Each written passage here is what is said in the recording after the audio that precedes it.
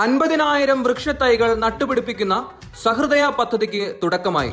മുൻ തലമുറ നട്ടുവളർത്തിയ ഫലവൃക്ഷങ്ങളിലെ ഫലവും അതുമൂലമുള്ള നന്മയും അനുഭവിക്കുന്ന നമുക്ക് വരുന്ന തലമുറയ്ക്ക് വേണ്ടി വൃക്ഷത്തൈകൾ നട്ടുപിടിപ്പിക്കുവാൻ കടമയുണ്ടെന്ന് ഉമാ തോമസ് MLA അഭിപ്രായപ്പെട്ടു.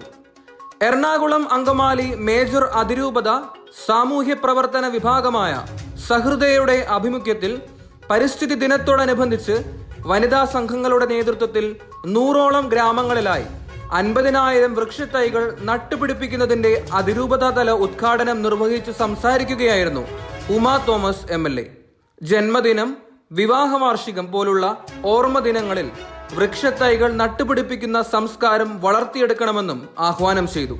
തൃക്കാക്കര കരുണാലയത്തിൽ സംഘടിപ്പിച്ച യോഗത്തിൽ നഗരസഭാ കൗൺസിലർ റസിയ നിഷാദ് അധ്യക്ഷയായിരുന്നു. Karunalayam superior sister Lynette Chakkiyath വൃക്ഷത്തൈ ഏറ്റുവാങ്ങി.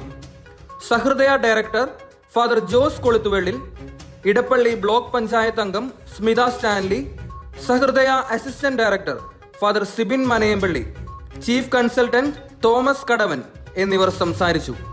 പുതിയ തലമുറയ്ക്ക് പരിസ്ഥിതിയോടും മരങ്ങളോടും ആഭിമുഖ്യം വളർത്തുക, നാടൻ ഫലവൃക്ഷ ഇനങ്ങൾ പരമാവധി പ്രചരിപ്പിച്ച് ഭക്ഷ്യസുരക്ഷയും ശുദ്ധവായുവും ശുദ്ധജലവും ശുദ്ധഭക്ഷണവും ഉറപ്പാക്കുക, ആഗോളതാപനത്തെക്കുറിച്ചും കാലാവസ്ഥ വ്യതിയാനത്തെക്കുറിച്ചും അറിവും പകരുക, പരമാവധി മരങ്ങൾ വളർത്തിയും കാർബൺ നിർഗമന പ്രവർത്തനം കുറച്ചും കാർബൺ ന്യൂട്രൽ ഗ്രാമങ്ങൾ രൂപീകരിക്കുക എന്നീ ലക്ഷ്യങ്ങളോടെയാണ് 300ഓളം ഗ്രാമങ്ങളിൽ വീട്ടമ്മമാരുടെ നേതൃത്വത്തിൽ പദ്ധതി നടപ്പിലാക്കുന്നതെന്ന് സഹൃദയ ഡയറക്ടർ ഫാദർ ജോസ് കൊളുത്തുവള്ളിൽ പറഞ്ഞു.